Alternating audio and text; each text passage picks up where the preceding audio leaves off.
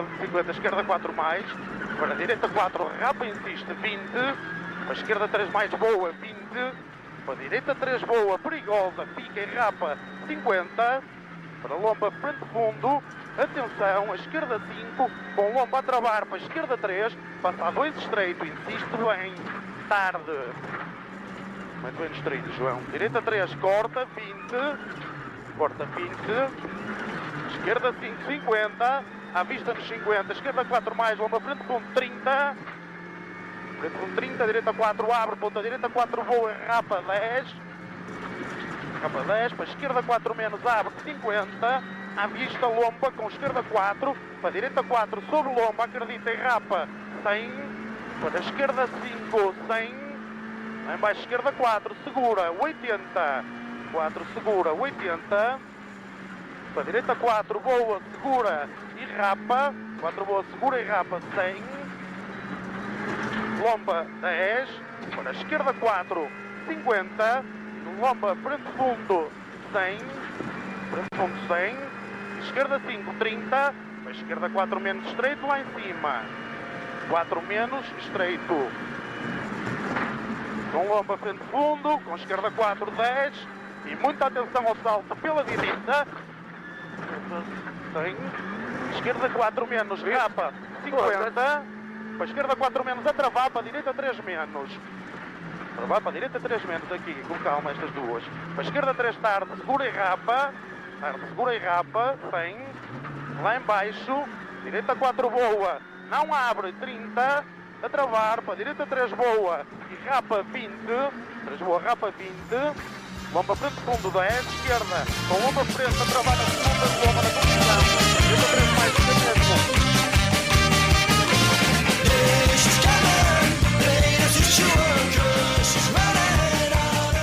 Do 30 de maio ao 2 de xuño dispútase por terras portuguesas o Rally de Portugal, a cita do Mundial que aos afeccionados galegos lle queda máis perto e onde se desprazan miles a seguir ese grande espectáculo.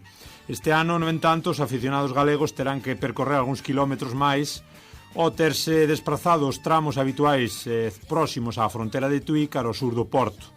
De todas formas, os afeccionados galegos terán relativamente preto os tramos de Cabeceiras de Basto e Vieira do Miño, que se disputan os sábados, sobre todo accedendo desde a fronteira ourensá de Chaves.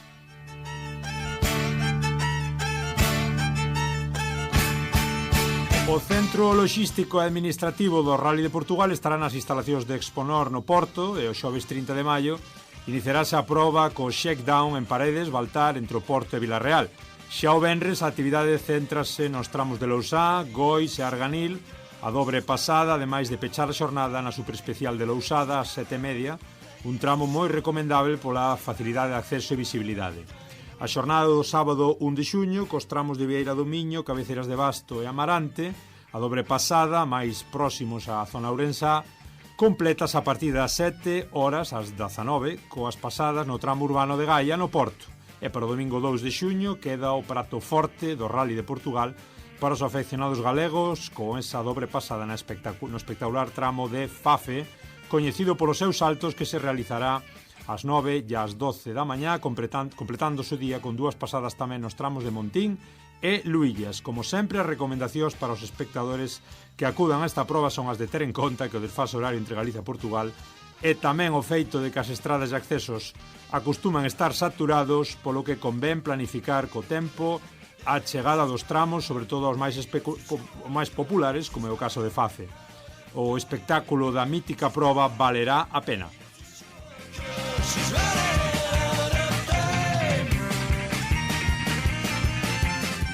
Isto é o que titulaba a Voz de Galicia o 19 de maio do 2019. Si, non vos asustedes os que esteades escoitando o podcast nos próximos días, porque o rally xa pasou. O rally foi no fin de semana do 12 de maio, pero neste 2024, como digo, no 2019 titulaba a Voz de Galicia Rally de Portugal, o Mundial na casa. Ese título o que nos interesaba.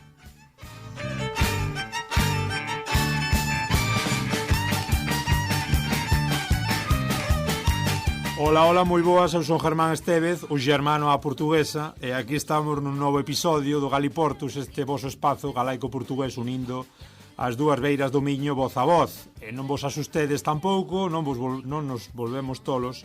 Hoxe falamos de rallies que son, como escoitastes, como xogar na casa, de fronteiras que non son, tamén cando falamos do motor.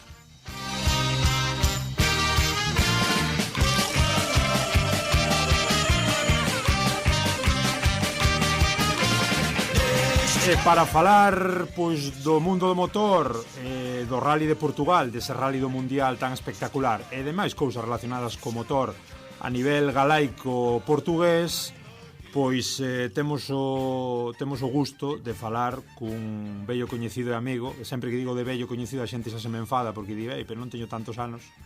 Bueno, xa temos uns poucos no noso haber. Como digo, amigo, manager, digamos, empresario nun dos primeiras empresas de venda online da provincia, el Bazar Natural, alá por 2005-2006. Bueno, digamos que é unha páxina pois única a hora de vender produtos naturais e nos seus tempos libres, que por iso está aquí, pois tamén un grande amante do motor para axudarnos un pouco a facer luz nestes aspectos nos que eu, pola miña parte, son absoluto descoñecedor, porque, bueno, é aquelo de que cando íbamos ao instituto uns tiraban polo balón e outros tiraban polo motor, el escolleu motor e eu escollín balón cando non había moitos máis socios e non me lío máis. Aquí está connosco, como digo, este tremendo amante do motor e dos rallies, Miguel Fernández Mosquera. Moi boas, Miguel. Bos días, Germán, encantado de estar aquí contigo falando do deporte que máis nos gusta. E sí, somos vellos amigos que pasámonos moitos anos compartindo os estudos, sobre todo no instituto en Celanova, e bueno, ahora mira onde acabamos os dous falando aquí do mundo do motor. Sí, unha maravilla. Gústanos moito facer este programa porque un día pensando dixemos, pois, bueno, a min evidentemente o deporte gústame moito, sempre se buscan temáticas partilladas a un e outro lado do Miño, como decimos sempre na entrada do programa, e hai unha temática a nivel deportivo que une a miles de galegos e a miles de portugueses en diferentes probas. Agora falamos un pouco de todo iso e sobre todo nunha delas que é a primeira máis importante, Miguel, que é o Rally de Portugal, onde leva sindo pois 20 anos, polo menos, non? Sí, cerca de 20 anos levamos asistindo. É unha proba que para todos os amantes do mundo do motor é imprescindible. Quizá é a proba que estamos todo ano esperando a asistir, porque a temos moi cerca da casa.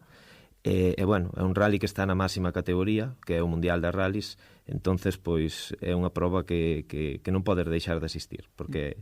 Sí, normalmente, no comentas, no norte, sempre se fai no norte. Algún ano fíxose máis abaixo do Douro? Sí, algún ano fíxose no Algarve. Entre os anos, non recordo mal, 2002 e 2014, celebrouse na zona do Algarve. E despois retornou a zona norte, que é onde realmente están os tramos míticos de toda a vida, onde o rally empezou a celebrarse xa no ano 67, e donde pois está a maior afición e os tramos, como digo, máis de toda a vida. Para os que non entendan un pouco do mundo do motor, bueno, pois falamos de fútbol e todo o mundo máis ou menos escoitou falar da Champions League, onde xogan os mellores equipos. Falamos de básquet, a Euroliga, eu que sei, dos campeonatos internacionais de todo tipo. Cando falamos de motor, o punto álxido é o Mundial, que son cantas probas, Miguel? Bueno, pois este ano son 13 probas, algún ano xa chegou a ter 16, pero bueno, era quizá un calendario demasiado amplio, porque o mundo dos rallies é un mundo caro, é un mundo que prácticamente as marcas, 3, 4 marcas poden seguir ese campeonato do mundo, porque os custos son de varios centos de millóns de euros facer unha temporada, porque date conta que é o rally do mundial, pois percorren moitísimos países no mundo, e os custos destes vehículos de logísticamente, de desplazamentos, pois son os custos que só unhas marcas oficiais son capaces de manter. Os pilotos amateurs realmente non poden seguir un mundial de rallies, teñen que ir a categorías inferiores, regionais, nacionais, etcétera, etcétera. Digamos que primeiro empeza un pouco por categorías, bueno, despois falaremos un pouco de todo iso, pero sería eso, regional, despois nacional e despois o mundial, non? Sí, primeiro está o europeo tamén, que o europeo é un pouco ese salto intermedio que hai entre o nacional e o campeonato do mundo, pero sí, eso sería un pouco o escalafón de rallies que existe actualmente. Agora vou un pouco con toda o que rodea o Rally de Portugal. Coméntanos simplemente a nivel particular como che saiu ese gusanillo, como nace a túa paixón polo motor. Bueno, pois na miña casa realmente nunca houve moita afición polo mundo do motor, pero bueno, sí que na miña familia, pois a nivel de meu tío e meus primos, sí que sempre foron moi aficionados ao mundo do motor e entonces, pois bueno, empezábamos desplazándonos un pouco aquí aos rallies máis cercanos, aos regionais de Galicia, o Rally de Ourense, que sempre foi unha referencia a nivel nacional, porque sempre está considerado históricamente un dos rallies máis importantes do Campeonato de España, tanto a nivel organizativo, a nivel de treitos, entonces, bueno, pois é un rally que sempre asistíamos.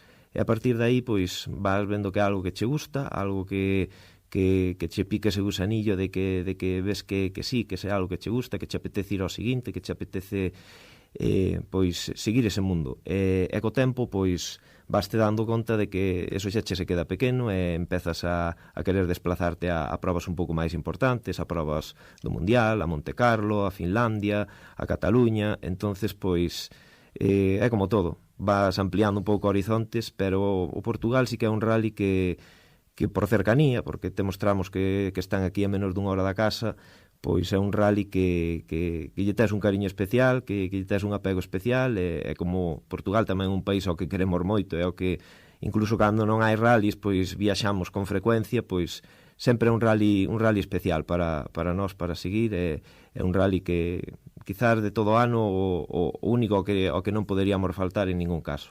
Comentas que xa estiveche en Monte Carlo, en Finlandia... Sí, por suposto, son os rallies un pouco máis míticos a nivel mundial, Finlandia, Monte Carlo, de feito ainda estive este ano, fomos de lunes a lunes en autocaravana, e bueno, é un rally que a nivel organizativo quizá non sexa o mellor, porque Portugal dalle moitas voltas a nivel organizativo, a nivel de seguridade, pero sigue sendo o rally mítico, o rally lexendario, o rally que máis anos leva no campeonato do mundo.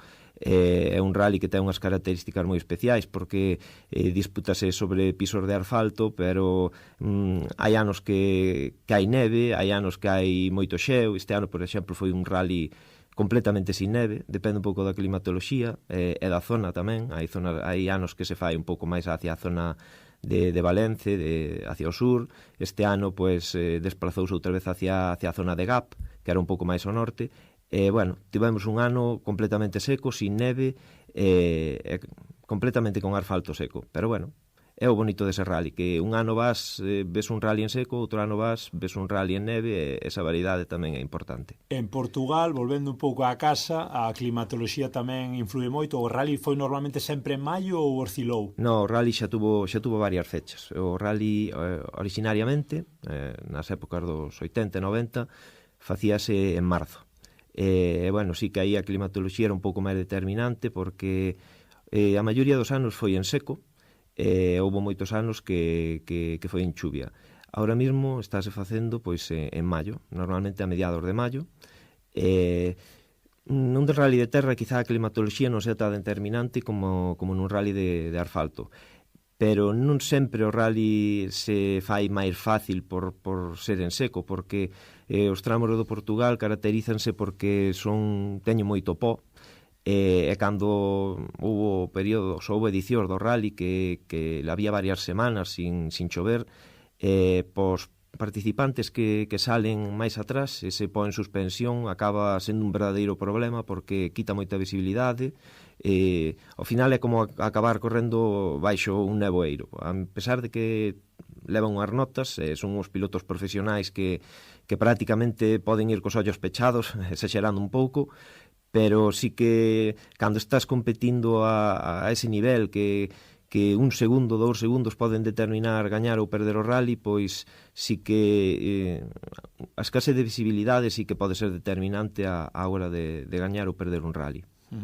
Sí, escoitábades na intro un pouco a pilotaxe e a copilotaxe de Joan Barros e Jorge Enríquez na especial de FAFE en 2014. É unha verdade que é un espectáculo escoitar como narran o trazado, non? Un pouquiño como van cantando as curvas e como van ao límite. Contanos un pouco, Miguel, como é a logística, porque estou me retrasando para ir a falar do rally e demais, pero interésame tamén cuestións particulares para que a xente visibilice un pouco que non está en relación con este mundo, como é a logística, porque, digo, a nivel particular, isto non é dicir, compro unha entrada e vou ver un partido de baloncesto a tal hora estou elí. Isto hai que moverse, hai que ir polos treitos, hai que incluso dormir no sitio. Efectivamente, é que os rallies quizás sexan o deporte que son un pouco diferentes a calquer outro deporte, pois en ese aspecto, porque ti no fútbol, no baloncesto, en calquer outro deporte, pois compras unha entrada, vas a un estadio, tes unhas gradas cómodas onde sentarte, tes unhos servicios. No rally non, no rally é o único deporte onde o estadio mide centos de kilómetros, o estadio ocupa medio país, por así decirlo, e asistir a un rally mundial pois non é doado. 1.600 kilómetros máis ou menos, se xuntas un pouco as etapas todas. Sí, se xuntas un rally de Portugal anda por aí 1.500, agora mesmo, porque nos anos 70 e 80 eran máis de 3.000 kilómetros. Entonces, claro, entre ligamentos, ligazóns e o que é os propios treitos, pois sí, 1.500, 1.600 kilómetros, porque de treitos cronometrados son entre 300 e 400 kilómetros, máis os enlaces que hai entre os treitos. Entonces, tanto logísticamente para os organizadores como para os afeccionados que o siguen, pois sí que é un rally, é un evento un pouco complexo de seguir, e no que a experiencia pois axúdache a que poidar ver moitos treitos en zonas boas e levar a cabo ben eses 4 días, porque o Rally de Portugal en concreto, como é un rally de terra, como a maioría do mundial, porque xa desde hai algún tempo a tendencia no mundial é que os rallies sean de terra, rallies de asfalto xa quedan poucos. Pois a maioría dos accesos aos treitos pois son de pistas en moi mal estado, cortafogos, entonces ir nun vehículo 4x4 sí que facilita moito chegar a eses lugares. E como organización, en cada treito, pois ao mellor nun treito de 20, de 30, de 40 kilómetros, habilita 4 ou 5 zonas para público. Pero, bueno, hai de reconocer que os auténticos aficionados esas zonas non nos gustan demasiado, porque, bueno, ao final, como digo, é como estar ali metido como ovellas nun redil, entonces, pois, buscámonos a vida para poder ir ás zonas que queremos sin que a GNR pois nos bote. E bueno, é un pouco o encanto do Rally de Portugal, é o que fai que sexa unha aventura realmente, porque xa non só é acceder aos lugares, camiñar kilómetros, subir cortafogos, buscarte un pouco a vida, senón tamén escapar un pouquiño da GNR, porte sempre en sitios seguros, pero bueno, non que te leven onde eles queren. Logo comentarnos algunha anécdota no final do programa, porque seguro que tes bastantes. Sí, bueno, teríamos para facer casi unha serie de programas. Hai moitas anécdotas, sí. Falábamos off the record, Miguel, son 57 edicións xa do Rally neste 2024, saúde envidiable, como caracterizamos a nivel deportivo histórico o Rally, que características ten? Bueno, pois o Rally de Portugal pois é unha proba que naceu no ano 1967, inicialmente co apoio das aerolíneas portuguesas, a Step Air Portugal, con intención de crear un evento de carácter internacional. Por eso se denominación que hasta hai poucos anos tivo pois como TAP Rally de Portugal.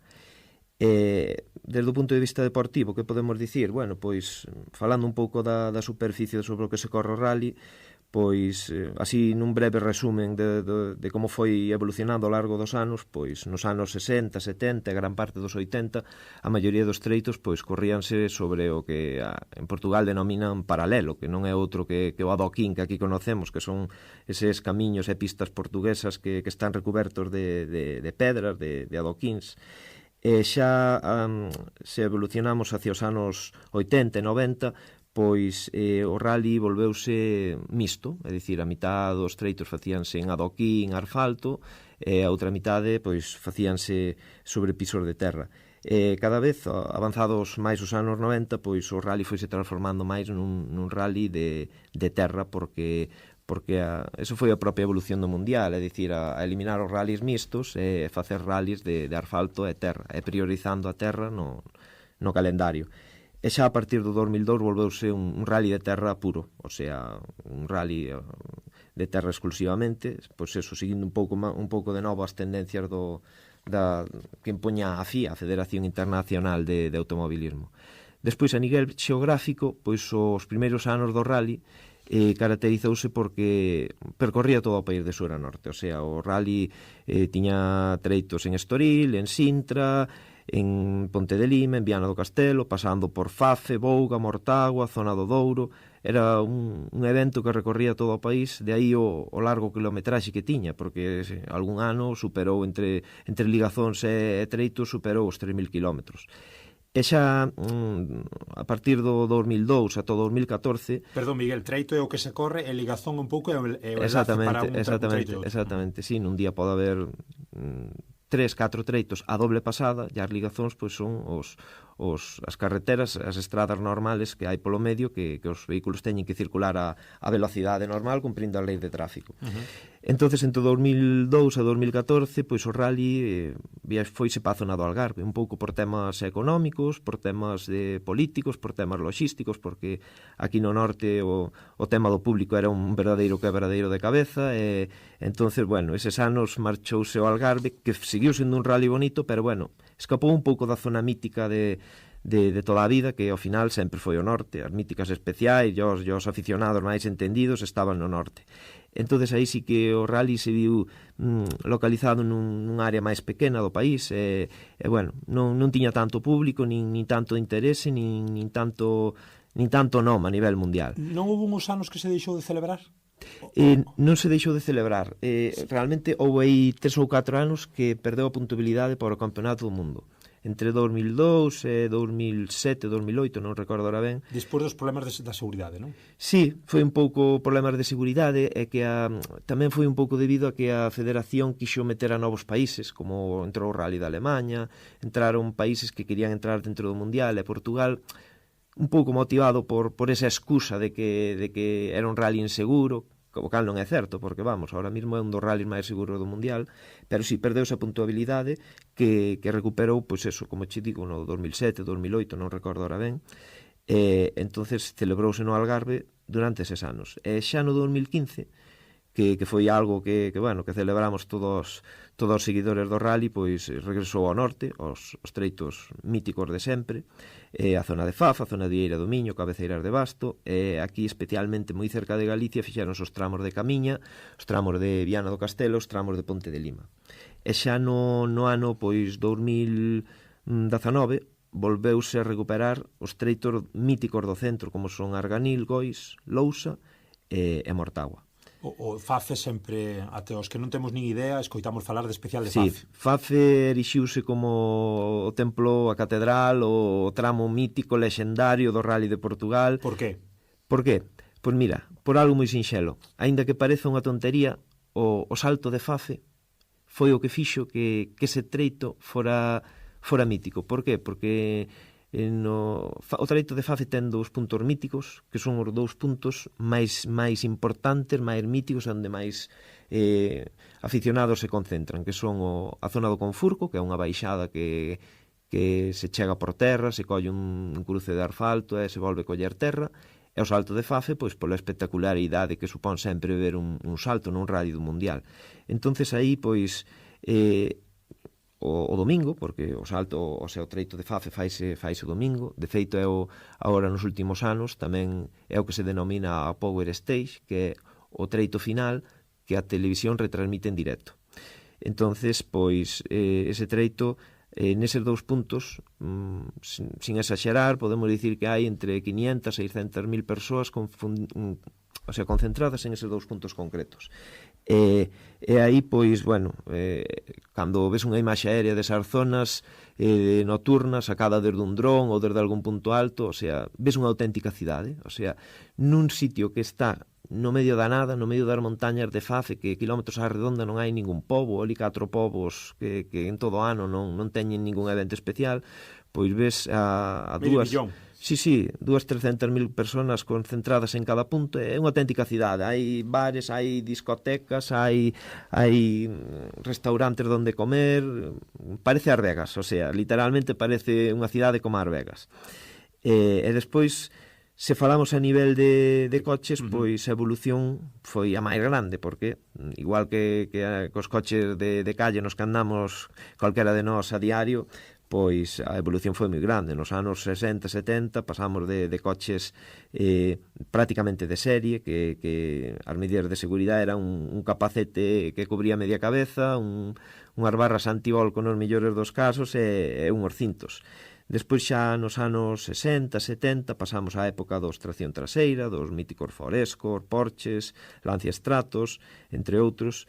Chegaron os 80, que foron os anos dorados dos rallies, o sea, porque os Grupo B, os míticos Grupo B, que calquera aficionado aos rallies coñecen perfectamente, pois foi a época sin dúbida ninguna máis louca, perigosa e espectacular dos rallies, porque eran coches que chegaron a ter 600, 700 cabalos, pero claro, as suspensións, as rodas, as medidas de seguridade non estaban acordo a esas potencias. Entonces, pois, houve unha serie de fatales accidentes, sobre todo no ano 86, ca morte de Henry Toivonen en Córcega, co accidente de Joaquín Santos na etapa de Lago Azul en Sintra, que bueno, por desgracia tivo mortos e moitos feridos.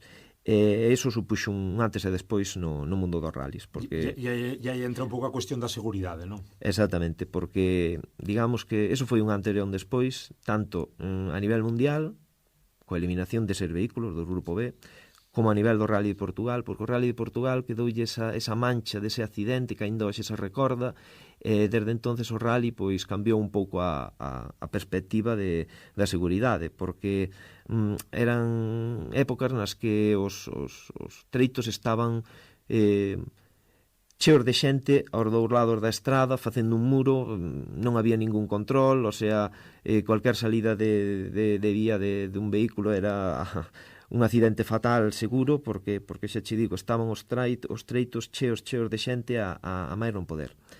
E bueno, despois xa entrados os 90, costa prohibición do Grupo B, pois chegaron os Grupo A, que foron coches máis modernos, máis equilibrados, e con a seguridade moito máis lóxica. Bueno, mediados dos 90 hasta principios dos 2000 estiveron os World Rally Car 2 litros, que xa foi unha nova categoría no mundial que xa supuxo de coches moito máis evolucionados. 2011 pois os World Rally Car 1600, e actualmente pois xa a partir do ano 22 esas tres siglas míticas que WRC, que denominaban os coches do mundial, desapareceron, e a FIA, a Federación Internacional de Automobilismo, pois empezou a denominalos con un novo nombre, con unha nova nomenclatura, que foron Rally 1, Rally 2, Rally 3, dependendo pois da categoría de vehículo que era. Un pouco como nas motos, non? Sí, exacto, cambiou igual que nas motos. Buscaron un pouco a facilidade para que o gran público entenda esas categorías, porque antes pois os vehículos eran o Rally Car, eran despois R5, eran R2, R3, e iso liaba pois a xente de a pé que non sigue os rallies. Entón, pois agora facilitárono facendo Rally 1, Rally 2, Rally 3, Rally 4, Rally 5, para así que sea máis fácil de entender. Coméntanos un pouco, Miguel, desde o punto de vista social. Que supón para os portugueses o seu rally?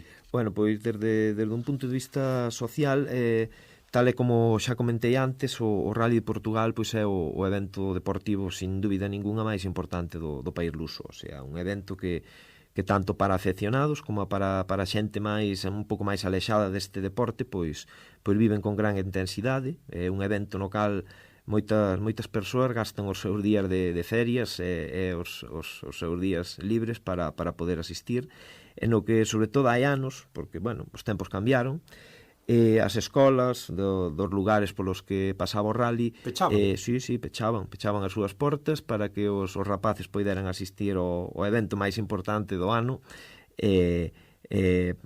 moitas veces pasando por diante das súas casas ou dos seus povos o rally. Bueno, isto mostranos un pouco a grandísima importancia social un pouco dos portugueses que tiveron sempre polo rally. Eles mesmos o autodenominaban como o mellor rally do mundo. Un título que ainda hoxe acompaña o rally nos nosos días e que, bueno, sí, a nivel organizativo podemos dicir que é o mellor rally do mundo. Hai mil cousas que unen a galegos e portugueses, sin dúbida ninguna o rally de Portugal, sen moi xénero de dudas, é unha delas. E cando acudes ao rally de Portugal, vas dun tramo para outro, xa non só a nivel dentro dos treitos cronometrados, senón a nivel das ligazóns que falábamos antes, encontraste pois miles de persoas de todas as idades, tanto rapaces de 3 anos como a xente moi maior que saen á estrada ou á porta das súas casas ver pasar os coches, saludalos. É o motivo máis importante polo que o Rally de Portugal se fixo tan popular e tan querido e considerado como un evento propio, porque os portugueses consideran o Rally como algo seu. É iso que falábamos antes, que un Rally non é un estadio cerrado, non ten unhas gradas, é algo que recorre todo o país, que eses centos de kilómetros que se recorren ao largo de 3 ou 4 días, pois fan que o rally veña ata ti, o sea, pasa cerca da túa casa, pasa a un lugar que ao mellor está a 2 ou 3 horas, entonces pois aumenta un pouco esa identidade, esa sensación de que o rally é algo teu, porque o rally ven a ti, ven a túa localidade. Podes ver pasar as maiores estrelas do mundo do motor, nos coches máis modernos que existen actualmente, por diante da porta da túa casa, por diante da túa vila. Eso fai que a xente o viva como algo moi cercano. Comentábasme antes de empezar, por lo menos 20 rallies de Portugal. Como vives? Bueno, xa estuvemos un pouco falando de como era a cuestión de ter que ir ata lá, a cuestión familiar, un pouquiño, pois, como se fai grupo, supoño que tamén a través dos anos vas coñecendo a la xente ca que xa quedas. Como é esa relación, eses vínculos a un e outro lado? Sí, pois a verdade é que teño moitos amigos alá en Portugal, moitos deles feitos a través do mundo do motor. Son amigos que ao mellor non ves en todo o ano, pero que no Rally de Portugal sempre coincides e sempre, bueno, pois comentas un pouco da vida, un pouco de que fixeches durante o ano a nivel deportivo. Eles tamén veñen aquí porque o público portugués, aparte de moi entendido, pois ten unha gran vinculación con Galicia. No Campeonato Galego de Rallys é moi frecuente encontrar pois seguidores dos rallies de Portugal que veñen aquí a vernos, igual que nos vamos alá. Sempre nos acollen cos brazos abertos porque o público, o povo portugués, como ti xa ben sabes, é un povo que vamos, ante todo é hospitalario, amable, e que nos quere moito a Galicia. E bueno, pois un rally de Portugal normalmente é complicado volver para a casa con menos de 2.000 kilómetros percorridos, porque ao final percorres o país de sur a norte. O xoves pois xa desplazaste para ver o Xeidán, que é o tramo de probas que a organización habilita para que os equipos poidan facer as postas a punto de última hora dos vehículos. Tamén aproveitamos para ir ao Parque de Asistencia, que estes últimos anos, como ben sabes, está en Exponor, en Matosiños. Ali pois o rallies é algo que diferencia con outros deportes, pois é que ti podes, cas estrelas do mundo do motor, podes estar falando de ti a ti, podes saludalos, podes tocalos, podes pedirlle un autógrafo, porque vamos, están ali nas asistencias ao teu lado, non? E te preguntar, o contacto cos pilotos, ca xente da organización, ca xente visible que manda, non hai problema ningún? Ningún problema. O rally, xa che digo, a estrelas que ganan millor de euros, que son moi famosos, que teñen millor de seguidores ao largo do mundo, pero ali no Parque de Asistencia poder falar con eles, podes pedirlle un autógrafo, podes facerte fotos con eles. É quizá un dos deportes que onde máis cercanía hai entre público e participantes e deportistas. E iso é o que fai que bueno, que sempre nos guste ir hasta o Parque de Asistencia. Pois, eu tive o gusto no 2016-17, creo que foron aqueles anos, eu estaba facendo ali unhas pequenas prácticas no turismo do Porto de Norte, e tivera o gusto de estar no Exponor, que ali co autocarro que din eles, non, para un poquinho facer propaganda tamén a nivel turístico. Sei no que concedimos ali algunha vez, saudámonos. E a verdade é que o ambiente é o que comentas, é espectacular. Ben, polo que comentas, parece toda unha gran aventura. Dinos un pouco como é, se queres, o ambiente durante eses días. Pois sí que é unha aventura. Bueno, un pouco xa demos unhas pinceladas antes do que é un rally de Portugal vivido desde o punto de vista dun aficionado que intenta complicarse un pouco a vida para chegar aos mellores sitios. Bueno, pois os centos de miles de persoas que acuden, como hai moitas horas de espera, que quizá sea un pouco o que sea máis difícil de levar nos rallies, que son as horas de espera hasta que pasan os vehículos, porque tes que ir dormir a noite anterior aos treitos, tes que comer ali, tes que dormir ali no coche ou en tiendas de campaña.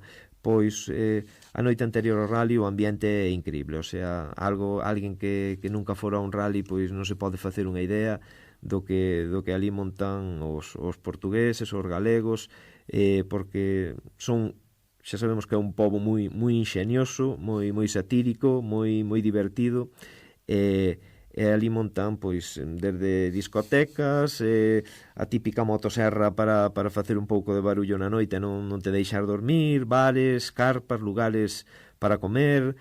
O público galego, como digo, especialmente o portugués, son moi imaginativos e ocorrentes, e ali cada un fai a súa performance para divertirse, pasar unhas horas dunha forma máis amena e facernosla tamén máis amena aos demais. Sí, casi se escoita máis falar a galega que a portuguesa, non? Eso non o dubides. Hai algunhas zonas, especialmente nos tramos do norte, que un rally do mundial escoitas idiomas de todo o mundo, porque hai alemáns, hai ingleses, hai italianos, franceses, pero se nos cinguimos ao que é público portugués e español e galego, pois sí que podemos dicir que casi olles falar máis galego que portugués, sí. O sea, é dicir, dese medio millón que falabas de Fafe, eu que sei, 3/4 partes son galegos. Non o dubides, pero en absoluto. Mamaciña. Moi ben, pois está sendo un libro aberto aquí, Miguel, coas súas experiencias e co seu coñecemento sobre o rally. Tivemos a sorte tamén de falar uns pequenos minutos con María Pérez Burgos, integrante, presidenta, o que pasa que ela insistiume en que non dera esa relevancia, non, de presidencia, que prefire ser integrante da escudería Crono Galaecia. E gustanos escoitar un pouquiño tamén eses minutos con María para vermos un pouco de primeira man como é o traballo dentro das escuderías, un pouco a xente que está tamén encargada da organización. Escoitámola a ela tamén eses minutos de entrevista e volvemos con Miguel. Ben, aquí estamos falando de rallies e falando de rallies a un e outro lado de motor, a un e outro lado do Miño. Estamos xa con María Pérez Burgos, integrante da escudería Crono Galaecia. Moi boas, María. Boas. Que tal? Todo moi ben, unha maravilla escoitarte e terte connosco aquí no Galiportus, hoxe falando de motor. Contanos un pouco que é isto da escudería Crono Galaecia. Bueno, pois a escudería Crono Galaecia, de recente creación, comezou como unha idea entre amigos, porque, bueno, somos afeccionados aos rallies, colaboramos en rallies con diferentes escuderías, tanto aquí en Galicia como en Portugal. E, bueno, a idea surgiu un pouco por poñerlle nome propio, e por ter unha creación propia da visión que temos nos dos rallies, porque tanto en Galicia como en Portugal o que é a organización do rally é exactamente igual, pero bueno, temos moitos amigos a ambos lados das fronteiras e bueno, a idea surgiu un pouquiño por poñerlle nome propio. Porque para os que nos estean escoitando, María, bueno, no programa temos temáticas de todo tipo, lingua, cultura, natureza, historia e demais, hoxe toca yo o motor. Para os que non teñen nin idea, que ven sendo unha escudería? Bueno, pois unha escudería é un clube que organiza eventos deportivos como por exemplo rallies, pode ser subidas, pode ser rally sprint, pode ser rally mix, poden ser diferentes modalidades do motor. Ou ben, como a nós, que non organizamos unha proba propia, pero sí colaboramos con outros clubes ou escuderías que organizan probas deste tipo. Digamos un pouquiño de onde nace a túa paixón polo mundo do motor, polos rallies, a túa e a túa xente que colabora aí na Crono Galaecia? Bueno, eu penso que a paixón polo motor, igual que moitas outras, naces con ela. Si che gustan os coches, gustanche desde pequeno. Bueno, todos os integrantes do equipo temos paixón polo motor, gustan os coches, as carreiras, temos tempo para todo porque non todo é traballar, ao final eso, somos un grupo de amigos, tamén o pasamos ben, aproveitamos para facer turismo, coñecer xente, bueno, a afección é moi bonita, eu animo a todo o mundo a que aprobe en algún momento porque é moi bonita. Contanos un pouco pois como evolucionou a cuestión do motor. Digamos que hai moitísima, a nivel estado, hai moitísima afición, sobre todo destacan as comunidades do norte, non? País Vasco, Cantabria, Asturias e Galicia. Portugal tamén son auténticos fanáticos do motor, sobre todo no norte. Sí, en Galicia a afección é incrível, penso que é unha das mellores de España. A xente implícase un montón, en Asturias pasa o mesmo, por todo o norte en xeral hai moi boa afección. En Portugal, como ben dis, especialmente no norte, hai moitísima afección, a xente implícase un montón co rally do seu pobo, encantalle ter unha proba que pasa por diante da súa casa, ábrenche as portas moitas veces cando estás traballando en pleno tramo. Bueno, sempre é agradable topar con xente que che ofrece todo o que ten para que ti poidas sacar adiante o rally da mellor maneira posible. Que tipo de carreiras hai, María? Comentabas antes as subidas, contanos un pouquiño de máis pequena a máis grande, que supoño que a máis grande será o Mundial, evidentemente, que é ese grandísimo Rally de Portugal, ao que tamén lle estamos dedicando parte deste programa. Contanos un pouco que tipos de carreira se pode encontrar o afeccionado. A categoría reina, por así decirlo, sempre se considera o rally, especialmente o mundial, evidente. Como en todos os deportes, hai diferentes categorías a nivel regional, a nivel nacional, a nivel europeo, a nivel internacional. E despois hai distintas modalidades. A categoría reina, como estaba a decir, suelen ser os rallies, pero despois hai distintas modalidades que non teñen por que ser necesariamente inferiores, simplemente son diferentes. Por exemplo, a montaña ou subidas, trátase dunha carreira moito máis curta, moito máis intensa, normalmente consta de unha media de uns 5 kilómetros, pero son 5 kilómetros nos que a concentración é máxima e sempre se vai ao límite. Entón é moito máis intenso e máis curto. Despois están, por exemplo, o rally sprint. O rally sprint é como un rally pequeniño. É unha modalidade na que os kilómetros están reducidos. Normalmente realízase nun só día todo, non precisas de moito máis. Temos tamén o rally mix, aquí en Galicia teñen moitísima afección, non noutros sitios non se realizan. Pero, bueno, trátase dunha proba que combina terra e asfalto. Entón, bueno, é interesante porque aí podes ver, bueno, moitísimas máis cousas que te podes perder se te limitas a asfalto ou se te limitas a terra. Despois tamén existen os slalom, que son probas que están moi ben como inicio, porque trátase de coller mans, como se suele decir no argot automobilístico. Trátase de maniobras complicadas, non especialmente de velocidade, pero sí de maniobras complicadas de coller mans, de aprender a conducir e a pilotar ben un coche de carreiras. Cales son as probas máis destacadas no calendario de verán, por exemplo, María? Que probas destacarías, ti salientarías a nivel galego, e agora imos un pouco ca conexión do Miño tamén con Portugal? Bueno, penso que cada proba ten a súa importancia. Non me gustaría destacar ninguna en especial, porque, bueno, penso que todos os organizadores se merecen o seu recoñecemento, porque todos se esforzan ao máximo.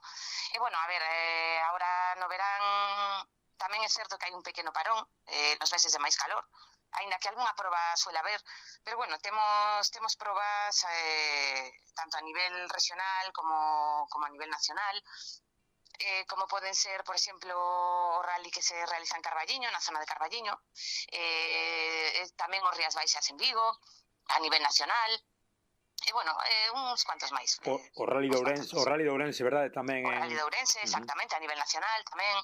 É que hai moitas probas. Non me gustaría nomear só 2 ou 3, porque non quero que tampouco menospreciar ninguna. Sí, sí. Comentabas hai un momento que creades a escudería tamén para colaborar nas diferentes probas, para organizar un pouco, asociarvos aí, e comentas a posibilidade de colaborar, de organizar tamén a un e outro lado da raya. Crees que por que crees máis ben que hai esta conexión tan grande a nivel de afección e de rallies de galegos que van a Portugal e de portugueses que suben a Galicia? Bueno, eu penso que un pouquiño a proximidade, somos casi primos irmáns, pero aínda así penso que estamos moi unidos, o pobo portugués e o pobo galego, de alguma maneira. A afección é moi intensa a ambos lados da liña, como te dis. E, bueno, hai moi bons rallies aquí en Galicia e moi bons rallies tamén en Portugal. Entón, os que nos gustan os rallies disfrutamos a ambos lados da fronteira. Que diferencias, comentábamos un poquinho off the record, a cuestión da organización, que diferencias ves a un e outro lado das probas que se organizan en Galicia e as probas que se organizan en Portugal? Para min a gran diferencia dos rallies que se organizan en Portugal, a gran diferencia con España é a seguridade.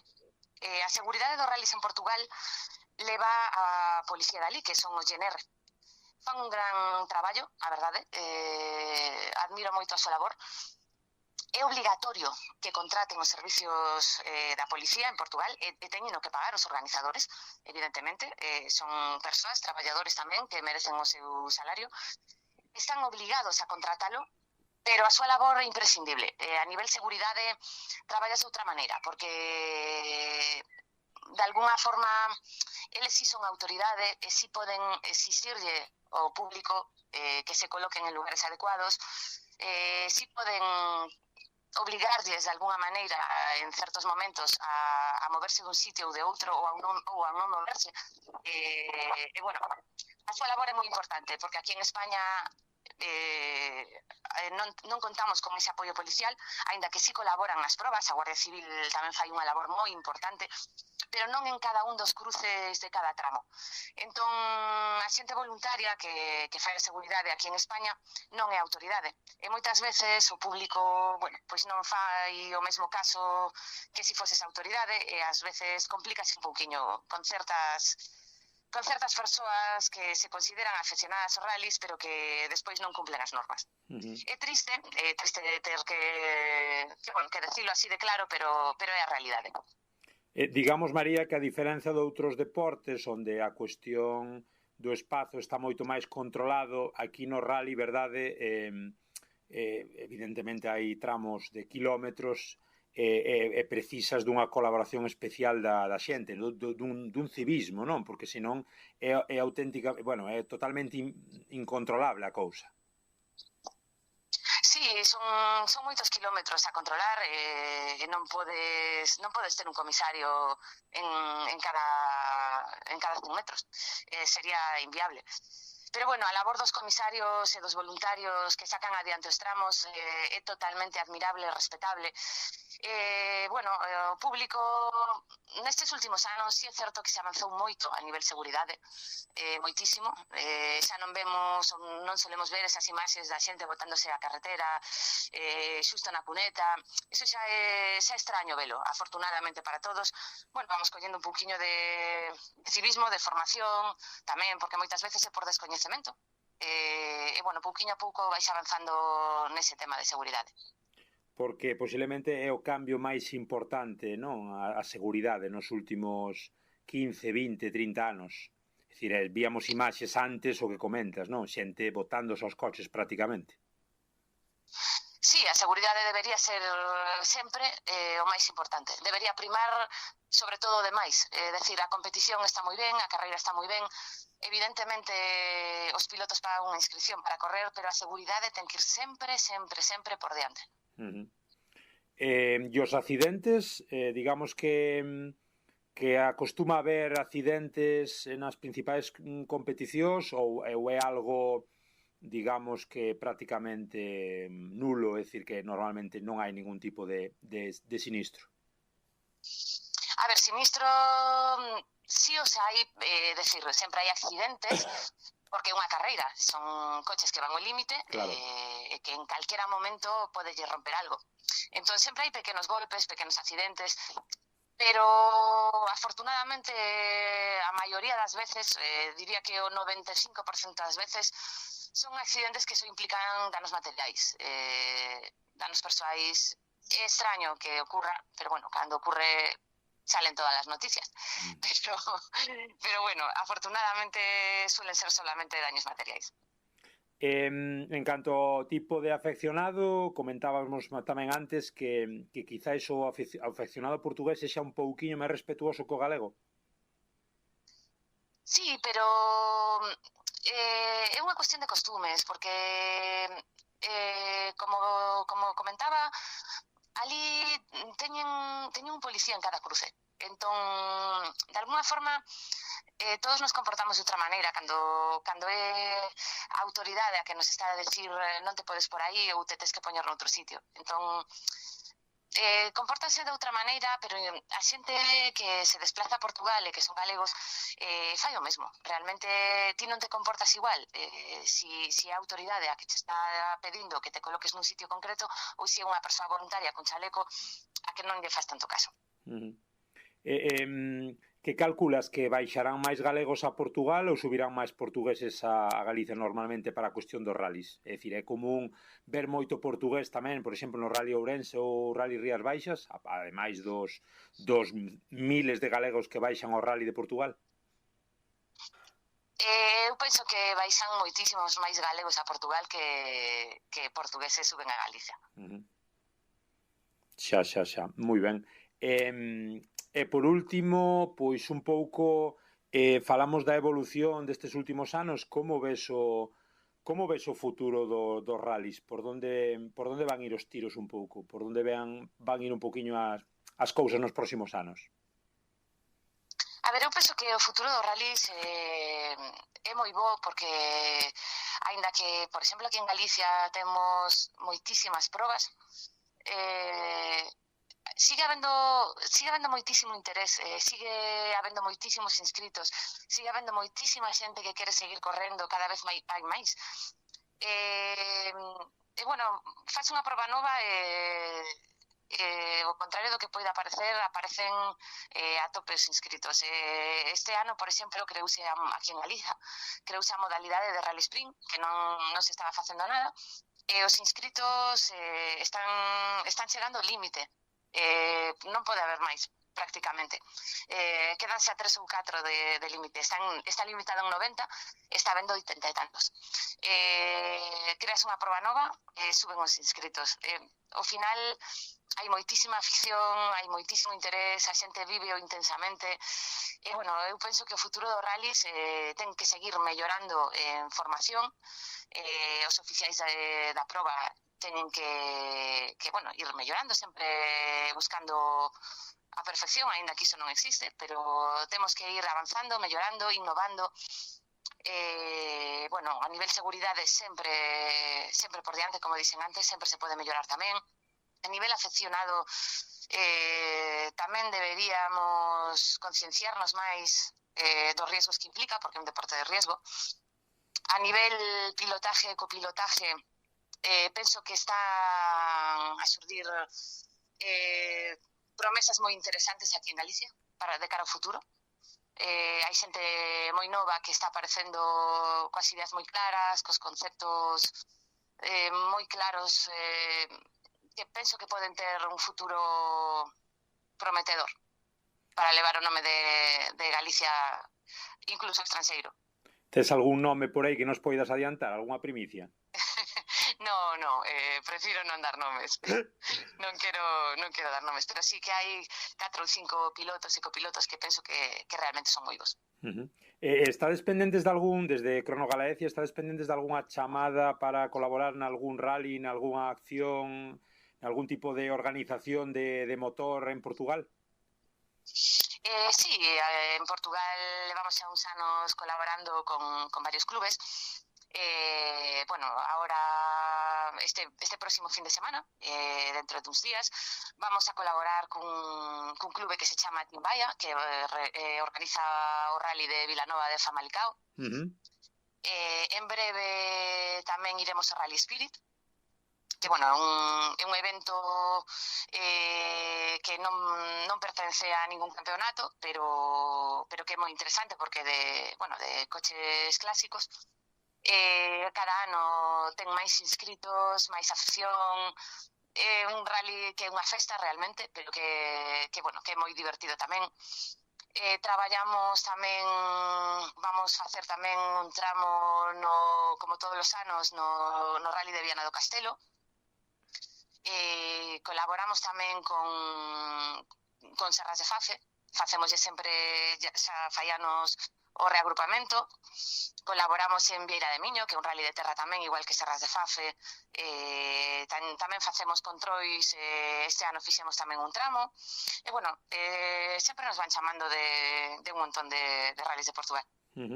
Isto é porque é frecuente este tipo de colaboracións ou porque non se dá asumido desde Portugal a carga de traballo que hai e hai que acudir a escuderías galegas? Digo, porque tamén me comentabas antes que en Portugal son clubes e en Galicia son escuderías. Sí, son diferentes denominacións, pero bueno, é o mesmo. Aínda que ali se fan chamar clubes, é o mismo que aquí unha escudería, o funcionamento é exactamente igual. Alá hai algunha escudería, pero fanse chamar clubes. Habitualmente fanse chamar clubes. A ver, nos comezamos a través de un amigo que organizaba un rally entre España e Portugal e sempre lle axudábamos na súa escudería. E a verdade é que, coñecemos un montón de xente a través del, era o Rally Eurocidade, que a día de hoxe non se fai. A escudería Dona Urraca era quen organizaba, sempre lle axudábamos e, a través del coñecemos un montón de xente. A verdade é que moi boa xente. Ao final hai moita xente de Portugal, moitos organizadores que os considero amigos persoais incluso. Pouco a pouco te van coñecendo e ao final sempre somos os mesmos. Ao final vaste coñecendo e sempre somos os mesmos. E, é un pouquiño tamén non é porque eles non poidan asumir a carga de traballo ali. De feito, hai clubes moi bons, profesionales moi bons, xente que traballa estupendamente, que se implica a tope ademais, pero pouquiño a pouco nos foron chamando, fomos dando a coñecer ali e sempre valoran o noso traballo moitísimo. Son xente que agradece moitísimo que lles vayas botar unha man e que estés ali sacando adiante o rally deles. É todo un placer ir a colaborar con eles, igual que aquí en Galicia. É dicir, aquí en Galicia hai moitos organizadores que eu considero amigos a nivel personal, aínda que os coñezo de rallies, pero pouquiño a pouco entre todos vamos sacando todo adiante. Cantas escuderías máis ou menos hai do lado galego e cantos clubes do lado portugués? Tes idea? Aquí en Galicia hai moitísimas escuderías. Non sabería decirche o número exacto agora, pero eu penso que anda cerca de 100, posiblemente. ¿Qué pasa? Hay diferentes tipos de escuderías. Hay organizadores, hay escuderías que son simplemente representantes de equipos que corren, de pilotos y copilotos. Hai outras como a nós que realmente colaboramos na organización. Hai distintos tipos de escuderías. En Portugal non sabería decirte a verdade cantos clubes hai. Descoñezo ese dato. E a última, María, que lle decimos á xente que non está moi iniciada no mundo do rally e que pensa que é un deporte moi perigoso? A ver, é un deporte de riesgo, non nos vamos a enganar, é un deporte de riesgo. A seguridade total non existe. É dicir, ti te podes poñer, colocarte nun lugar alto que consideras seguro, sempre pode ocurrir calquera desgracia, como en calquer sitio. Pero colocándote seguro, atendendo as indicacións da organización, colaborando coa organización, e sin riscos que a maioría das veces o propio sentido común che dir onde sí e onde non, non debería ser un deporte máis arriscado que calquera outro. É dicir, ti vas a ver un partido de fútbol e podes levar un balonazo na cabeza. Por que non? Para os pilotos, María, como comentabas, que hai varios nomes que xa están aí por riba da palestra e que se están facendo un oco, e hai evidentemente tanta afección que non paran de sair pilotos a un e outro lado da raya. Se eu quero, ou alguén da miña familia ou alguén cercano queren facerse un oco no mundo dos rallies, é un mundo fácil? Bueno, fácil non hai nada, vasme dicir, pero digamos que hai posibilidades de que se poida vivir do teu hobby, da túa afección, ou é moito máis difícil que noutros deportes? É moito máis difícil. A ver, o custo que implica participar en rallies é importante, é moi importante. É un deporte caro, non nos vamos a enganar tampouco, é un deporte moi caro, todo que poñer en marcha un equipo de rallies ten un custo bastante elevado, tens que poñer en marcha moitas cousas. E, bueno, ás veces non é fácil, tens que contar con moitos patrocinadores, tens que pagar as túas inscripcións, as túas licencias, ter o coche como tens que ter a nivel seguro, ir mellorando pouco a pouco. É complicado, para a xente que comeza é moi complicado porque, os custos son bastante elevados e moitas veces non é fácil sacar adiante un equipo de rallies. A nivel económico, desde logo, non é fácil, non é doado porque precisas dun aporte económico moi importante. E o apoio das institucións, digamos, que vai máis cara a organización en sí do propio rally, se é que hai, o patrocinio público, que a colaboración e a subvención de escuderías ou de corredores, non, de pilotos. Non, hai subvencións de todo tipo. Existen subvencións para todas as partes do rally. Moi ben. Pero insuficientes, claro. Moi ben, pois María Pérez Burgos, integrante da escudería Crono Galaecia, non sei se nos quedou algo por aí no tinteiro que quixeras comentar. Non, eu penso que falamos un pouquiño así en xeral do que son os rallies, tanto en Portugal como aquí en Galicia, e foi un placer falar contigo, Germán. O placer foi noso, unha aperta, e ata a próxima, María. Ata a próxima, un saludiño, chao, chao. Chao.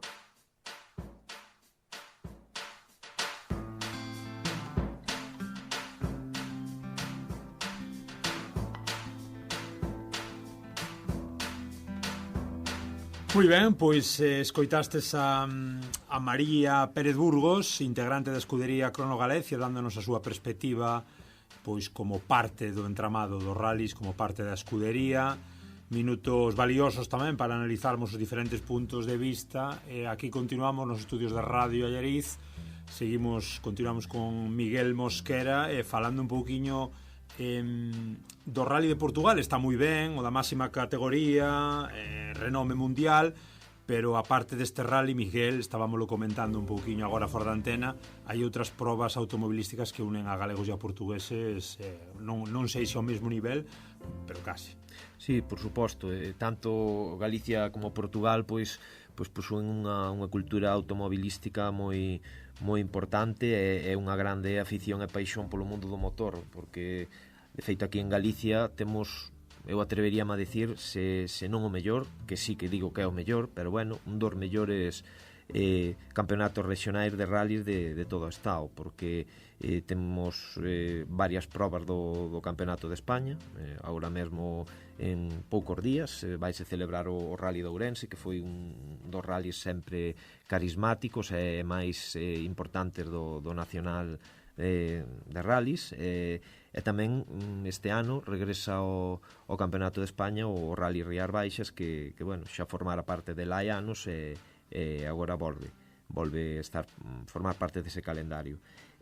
Bueno, o Rally de Ferrol tamén estivo no Campeonato de España, o Rally do Cocido tamén tivo aí 1 ou 2 anos que estivo nese nacional. En Lalín, non? Sí, en Lalín, que a escudería Lalín Leza que organizaba, que é un rally dos máis complicados, porque, bueno, é un rally con os treitos moi difíciles, moi deslizantes, porque, bueno, sempre suele pillar a época de chuvia e bueno, eso fai que se dificulte todo bastante. Bueno, existe tamén en Portugal un campeonato nacional fantástico, a verdad, con o nivel de inscripción dos rallies do nacional portugués, pois sempre é excepcional, sempre hai uns grandes pilotos e unhas grandes vehículos. E despois tamén hai uns regionais, o regional norte, o regional centro, o regional sur, nos cales pois a maioría dos rallies sí que se celebran no norte e no centro do país, que é onde históricamente sempre houve maior afición aos rallies.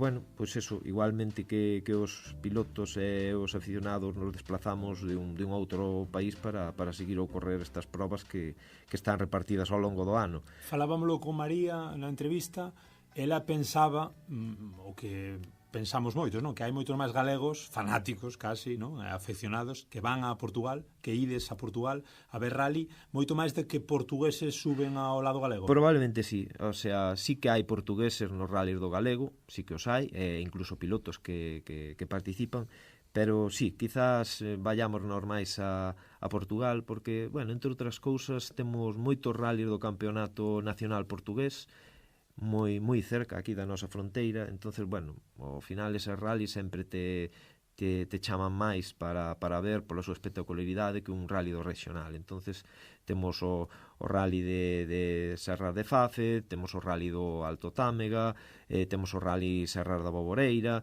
que temos o rally de Castelo Branco, o rally Vidreiro, que bueno, son rallies que están relativamente cercanos e que ao formar parte do campeonato nacional portugués, pois teñen un gran interese para nós. E aquí en Galicia, pois, a maioría dos rallies son regionais e quizá por eso non atraían tanto o público portugués. E despois, agora falamos un pouco das diferentes disciplinas, porque non todo é o rally como tal. Falábamoslo tamén agora un pouco fora da antena. Hai, pois, do lado portugués hai santuarios, non? Do motor, como é a subida a Falperra. Contanos un pouco as diferentes disciplinas arriba e norte do sur.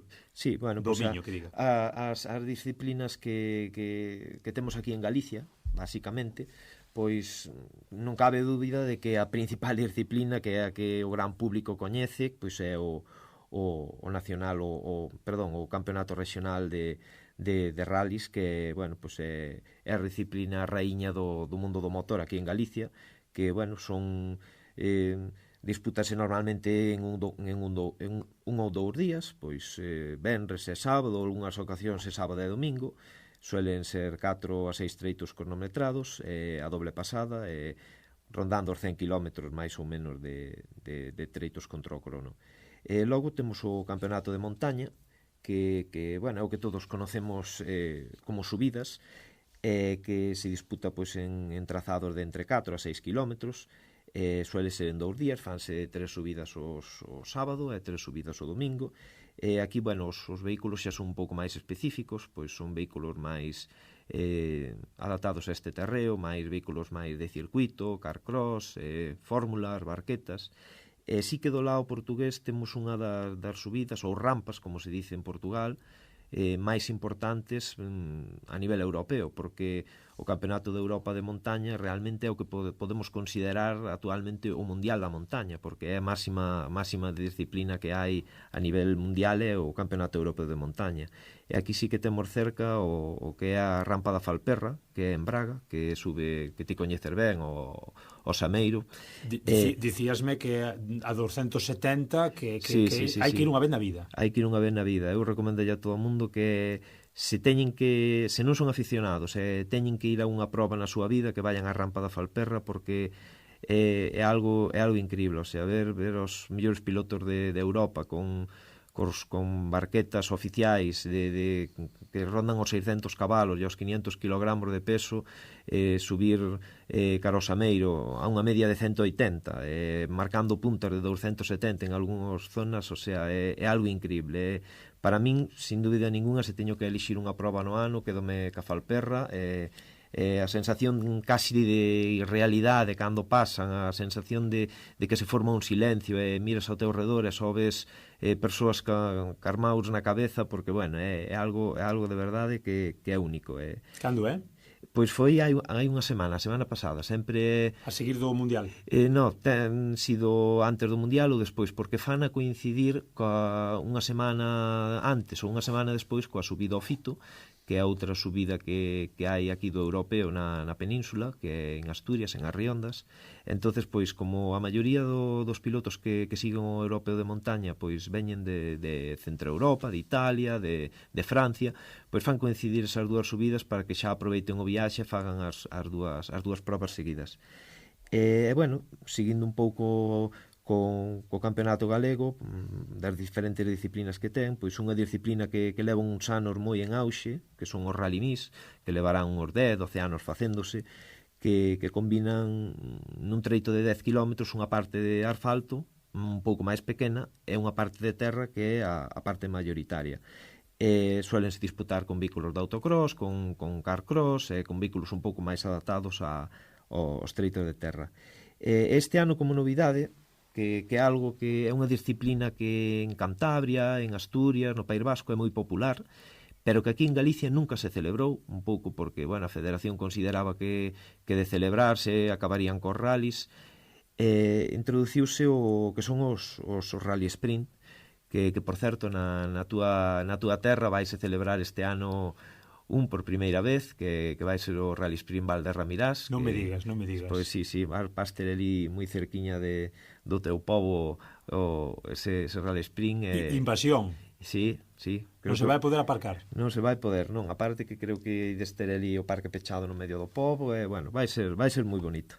Bueno, pois esa categoría pois fixos un pouco para pilotos un pouco máis amateurs, un pouco limitouse un pouco aos vehículos a vehículos de categorías inferiores para que, bueno, sea unha disciplina un pouco máis económica para persoas que están un pouco máis empezando.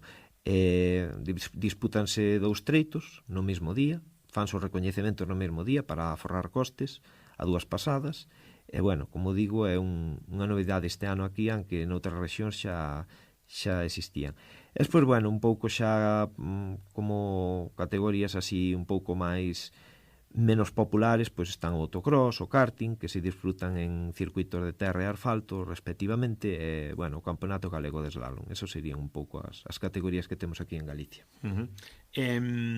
Claro, estamos falando de todas estas historias, fai falta un orzamento importante detrás, non? É dicir, o Rally do Mundial, sobre todo, pois o que comentábamos tamén off the record, non? É algo que está ao alcance de 4 escollidos, despois un pouco nos campeonatos máis, digamos, máis locais, de menos a máis, como pasa en toda na vida, pois podes ir apañando, pero para un rally manexamos cifras económicamente astronómicas, non? Sí, por desgracia o mundo dos rallies ten un problema que gustanos moito. É un deporte moi paixonal, pero é un deporte moi caro. Ese é o maior problema que ten o mundo dos rallies. E é un deporte moi caro tanto a nivel organizativo como a nivel de participantes. Entonces, A nivel organizativo, pois mira, un rally do mundial como Portugal, cifras oficiais do 2023, o orzamento foron aproximadamente 4 millóns de euros de presuposto. Bueno, pode parecer unha cifra un pouco elevada para un evento de 4 días, pero a perspectiva cámbianos se botamos un ollo á repercusión económica, o retorno que tivo, porque según un estudio que fixo posterior ao rally a Universidade do Algarve, pois o retorno dese rally foron 165 millóns de euros. Que me estás contando? Sí, porque 40 veces. Sí, 40 veces, exactamente. Ti pensa a ver que evento é capaz de devolver 40 veces a inversión inicial que se fixo. Entonces non cabe ningunha duda que os rallies son en términos económicos, tanto para o concello, para a región ou para o país que os organiza, moi rentables, a pesar de que en moitas ocasións, bueno, están demonizados porque son 4 tolos correndo por aí con coches polos montes, pero de verdade que teñen moitas máis cousas positivas que negativas. De feito, a vista está de que é un deporte rentable, é un evento rentable, porque entrar no calendario do mundial agora mesmo non é nada fácil, pois hai unha lista de espera de países que queren ter un rally do mundial. De feito, o que falábamos antes, o rally de Portugal tivo unhos anos que estivo fora do calendario porque houve outros países que quixeron entrar e claro, non caben todos. Non hai previsión de ampliar deses 13 volver a 16 ou a máis? Bueno, eso a FIA, a Federación, cada ano pois vai ela fiando un pouco como pode para ir metindo a FIA fiando. Sí, a FIA fiando, sí. E o calendario, pois este ano ten 13 probas, que para min é unha cifra bastante razonable, é lóxica, pero algún ano chegou a ter 16, 17. É que 13 é pouco máis cunha ao mes. Sí. E 16 xa se nos vai un pouquinho. Sí, porque aparte o Mundial paralízase os meses de decembro, hasta mediados de xaneiro, que é o Monte Carlo. Entonces, bueno, aí xa hai 2 meses e medio que non hai rallies. Entonces, o rally require unha logística moi grande, porque ti pensa que o calendario empeza en Monte Carlo, despois vai a Suecia, despois marchou a Croacia, despois marchou a Kenia, despois foi a Portugal, agora marcha a Cerdeña. O sea, lugares moi distantes a nivel mundial e que require unha logística brutal. É un desembolso económico que incluso para as grandes marcas é moi grande. Claro, a miña pregunta e a pregunta que se está facendo a xente na súa casa ou cando estea escoitando o podcast no momento no que estea a xente cada un, de onde sai todo este diñeiro? Bueno, pois podemos dicir que principalmente de patrocinadores, dos estamentos públicos que apoian o rally, e das cámaras municipais dos municipios por onde discorren os treitos, porque as cámaras municipais, un rally de Portugal, pois a unha cámara pode lle costar alrededor de 200.000 euros ter un rally, un treito do mundial pola súa localidade. Gran parte deste presuposto vai en arreglar o treito, porque antiguamente, o que dicíamos antes, os treitos do Rally de Portugal usábanse as pistas tal cual estaban no monte, o sea, pistas destrozadas, pistas que a auga pois facía surcos por elas e que estaban de usar no día a día, pero agora mesmo un treito do Rally de Portugal ti pasas por el unha semana antes e podes pasar no coche de calle sin ningún tipo de problema, porque está completamente compactado, ancho, sen pedras, o sea, é como a pasar prácticamente por unha carretera asfaltada. Entonces, claro, aí é onde se vai gran parte do presuposto. De feito, Portugal non é, a pesar de ser un país pequeno, por ese can apego que teñen o rally, non é un dos lugares onde máis dificultades teñan para conseguir este presuposto, porque pequeno depende con que comparamos. Comparamos con Andorra ou Monte Carlo, é inmenso. Sí, pero bueno, Monte Carlo xa é un caso especial, porque Monte Carlo, o rally de Monte Carlo consideras un pouco o rally de Francia. Entonces, de feito hai varias zonas do país pelexándose literalmente por ter un treito no seu municipio. Pero claro, isto non é tan fácil, posto que as etapas de cada día teñen que estar un pouco xuntas, é dicir, cando faz 3-4 treitos nun día, eses treitos teñen que estar concentrados nunha mesma área, porque senón sería inviable. Non podo facer unha especial en Viana do Castelo e mañá irme a Évora ou a Faro, non? Claro, pois é o que che iba a dicir. Ti mañá queres en Évora, en Santarén ou en Faro un tramo do Mundial, A pesar de que teñas o presuposto, teñas o mellor treito preparado, pois sería imposible, porque agora mesmo as zonas do rally e sobre todo o epicentro están moi alexados desas partes do país. Contanos un pouco, Miguel, resumidamente, como son esas semanas previas a un rally para a xente que organiza o evento, porque estásme falando das cámaras municipais, de todo un pouco ese labor de acondicionamento. Claro, isto pasa como sempre, tú chegas a un sitio e, como dicía outro, cando chegas ao banquete a mesa posta é todo moi fácil. Exacto. Pero ese traballo que hai detrás, supoño que hai centos de persoas aí implicadas, non? Sí, un rally do mundial ten moito traballo detrás, moito máis do que calquer persoa se pode imaginar, e é un traballo que prácticamente empeza o día seguinte de que acaba a edición do ano anterior. Sobre todo cando falamos do campeonato do mundo, porque a parte do gran presuposto e unha grande cantidade de recursos humanos para a súa realización, pois necesítase pois unha gran coordinación para que se poida levar a cabo.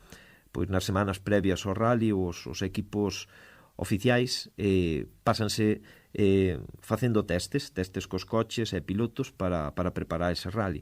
Estes testes tenos que organizar alguén. Aquí en Portugal existen varios clubes, como son o clube Viana Motor Club, que o que fan é 2-3 semanas antes cerran treitos de entre 4 e 5 kilómetros para que os equipos poidan facer eses testes e preparar así o rally. Estes testes pois suelen realizarse en zonas como a Fife, Ponte de Lima, Boticas, Mondín de Basto, Arganil. Por que se fan nestas zonas?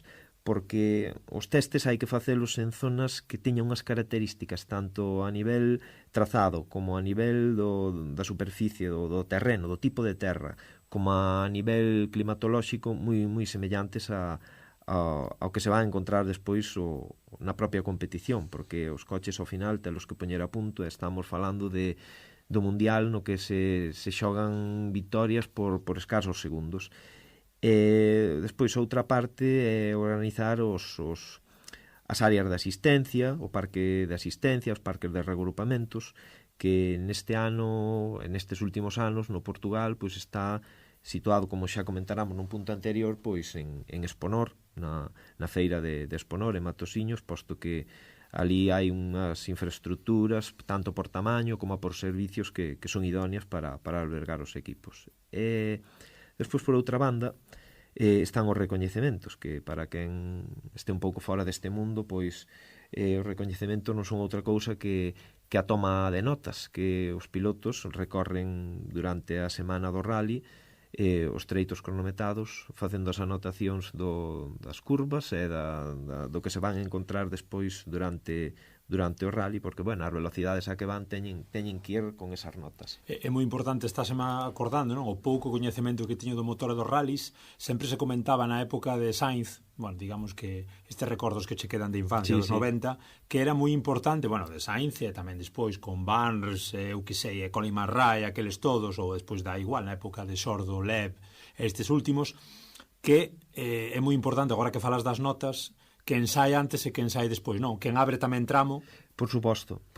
Eso determina totalmente o desenrolo do rally. Tú podes ter moi boas notas, sí, pero despois como teñas que abrir. Exacto. Eso pasa sobre todo en rallies de terra. En rallies de asfalto ten un pouco de menor importancia porque, bueno, a non ser que sean rallies de asfalto que se manchen moito, que se ensucien, que sí que te podes encontrar os treitos máis sucios. Pero nos rallies de terra sí, que non interesa salir nin moi adiante nin moi atrás, porque o que sai moi adiante ten que limpar a pista, e o que sai moi atrás pois xa se encontra ca pista moi sucia. Entonces, hai estrategias de pilotos que intentan quedar nunha posición concreta no día anterior, para despois no día seguinte salir nun posto máis favorable, e sí que caen moitos segundos debido a esa circunstancia. Nada é por azar, como pasa no deporte profesional en todo, e aí un segundo cambia a perspectiva. Totalmente, pero bueno, os deportes non só é ser o máis rápido, é tamén ser o máis intelixente e o que saber facer a mellor estrategia. Entonces, pásase... E o equipo que tes detrás e o que me estabas contando un pouco de todo o persoal, non? Sí, porque claro, despois outro aspecto a organizar ese rally mundial nas semanas previas, pois son a organización dos enlaces, temas administrativos, os pechos dos treitos. Ti pensa que no Portugal hai que organizar a 1.200 persoas Dios. e 600 axentes que colaboran da GNR, marshals, colaboradores varios, etcétera, etcétera. Un rally destas características pois sí que require un nivel organizativo moi alto, anos de experiencia e ademais dun equipo unha coordinación extraordinaria. Calquera rally do mundo que aspire a estar neste campeonato debe primeiro pasar por categorías inferiores durante moitos anos para aprender, para pulir defectos, para pulir fallos, despois ter unha preinspección da FIA, da Federación Internacional, para comprobar que a organización está ao nivel dun rally do mundial, e despois, pois, con pouco de sorte, entrar no calendario e xa eres un rally do mundial. E falando de calendarios, aínda que evidentemente pois o Rally de Portugal, como estamos falando durante todo o programa, é xogar na casa, para os galegos máis recalquitrantes que din hai que ter un rally en Galicia, como ves esa posibilidade? Digo, un rally do mundial. Sí, bueno, ese é un tema recorrente desde hai moito tempo. Os aficionados de Galicia levamos anos fantaseando e soñando con esa posibilidade. É algo que despois de cada rally de Cataluña, cando o rally de Cataluña era puntuable para o Mundial, en outros momentos puntuais, pois se chegou a falar como algo posible. Pero agora o de Cataluña xa non é puntuable? Non, desde hai 2 anos non é puntuable porque, saiu do Mundial por diferentes circunstancias políticas, económicas, e no 2025 volve. Non volve, sustitúe o Rally de Canarias. O Rally de Canarias entrou ao Mundial no ano 2025. Que en verá os coches por ali polo Teide. Sí, vai ser un rally moi bonito porque Canarias ten uns tramos moi bonitos. Asfalto. A parte de asfalto, que a min que me gusta moito o asfalto, e no Mundial botase de menos porque rallies de asfalto no Mundial casi desapareceron completamente. O Mundial centrouse en rallies de terra, e sí que é bo que retorne un rally de asfalto de verdad, puro. Canarias, aparte de que, bueno, é un lugar que ten un músculo económico importante para poder organizar un rally do Mundial, ten uns organizadores extraordinarios, e tamén xunto co norte de España é o lugar con máis afición e máis xente entendida. Entonces, pois volvendo un pouco de Galicia, pois que sí, é o soño que temos, ese rumor, ese soño que temos sempre de que un rally do mundial poidera vir para aquí, pero bueno, ata agora non foron máis que soños, nunca houve unha proposta real para traer o a xente que, disculpa, que a xente que estea escoitando e que está vinculada co mundo do motor tamén a nivel de motociclismo, de automobilismo, que tamén continúan esperando por un circuito de alta velocidade en Galicia. Sí, o circuito é algo que tamén xa se falou en moitas ocasións, xa tivo moitos puntos onde supostamente se iban facer, na zona de Lalín, na zona de Verín, nos arredores de Ourense, pero bueno, eso parece que é algo que vai para largo, e creo que vamos tardar, por desgraza, en ter un circuito, cando en Galicia merecíamos un circuito ca afición ao motor que hai, sin ningún tipo de dúbida. Vamos, un circuito en Galicia sería algo que fomentaría moito o mundo do motor, que económicamente sería tamén moi importante, e bueno, sí que creo que necesitamos un circuito aquí, e por eso desde aquí tamén reivindicamos unha vez máis que as institucións se interesen un pouco por este tema. Aquí desde o Galiportus pedindo urxentemente o apoio a un rally do mundial en Galicia. Pois sí, pero claro, temos os mellores organizadores de España, eso non teño ningunha dúbida, porque de feito se chegamos a ter aquí 4 rallies do Campeonato de España é porque os organizadores son moi bons. Por nombrar algúns, Escudería Ourense, Escudería Rías Baixas, Escudería Ferrol, Escudería La Lindeza, que xa os 4 tiveron un rally do Campeonato de España. Se entre todos habería máis que capacidade sobrada para organizar un rally do mundial, tanto pola ampla experiencia como polo bon facer que tuveron ao largo destes anos. Temos a mellor afición do país, a máis entendida, eso, vamos, digo eu porque o coñezo a moitos aficionados que son amigos meus, e podo dicir que é así. Temos uns treitos increíbles, dos mellores do mundo, sobre todo de asfalto, pero... Dilo ti con coñecemento que estiveche en Finlandia, en Monte Carlo e en Sí, sin duda ninguna que temos dos mellores treitos do país. e treitos de terra tamén teríamos de sobra no caso de querer facer un rally de terra. Quizá o que nos falla aquí un pouco na provincia, que é algo que tamén se valora moito a hora de organizar un rally do mundial, é a oferta hoteleira, a oferta turística, que aquí en Ourense sí que se quedaría un pouco escaso. Pero bueno, eso non sería problema, sería cuestión de levar o epicentro do rally a área de Vigo, a área das Rías Baixas, que aí sí que temos oferta hoteleira e infraestructuras turísticas sobradas para poder acoller un rally do mundial. Pero sí que temos un gran problema que é o que todos imaginamos, que é o problema económico. Aquí non hai unha gran industria, as institucións tamén non teñen moito interés por este deporte, que, como dixen antes, incluso ás veces é visto con malos ollos. Claro, as cifras necesarias para poder levar a cabo un rally destas características son moi grandes. Como dixo un día o gran Luis Molla, trata de arrancarlo. Eso tamén o dixo, pero nun momento un pouco menor dramático, dixo o que queira ter un rally do mundial, que poña sobre a mesa entre 3 e 4 millóns de euros, e traballando un pouco pode ter un rally do mundial sin ningún problema. Miguel, sí, quedanme uns apuntes, unhas pequenas anotacións que fun tomando. Pídoche un pouquiño de brevedade, está sendo un programa, o que pasa que, claro, ao final vaixenos un pouco o tempo falando de todas estas historias. Como valoras a cuestión en femenino? É dicir, o papel das mulleres cando están irrumpindo noutros deportes, por que non se abre paso tamén un campeonato feminino, por que non están máis presentes, tamén a nivel afeccionado, se ves que tamén hai moita muller seguidora dos rallies, como ves o tema? Pois mira, a nivel pilotos hai non moitas, pero hai pilotos femeninas, pero a nivel copilotos digoche que forman xa un porcentaxe moi alto dentro do mundo do motor e incluso a niveles moi altos.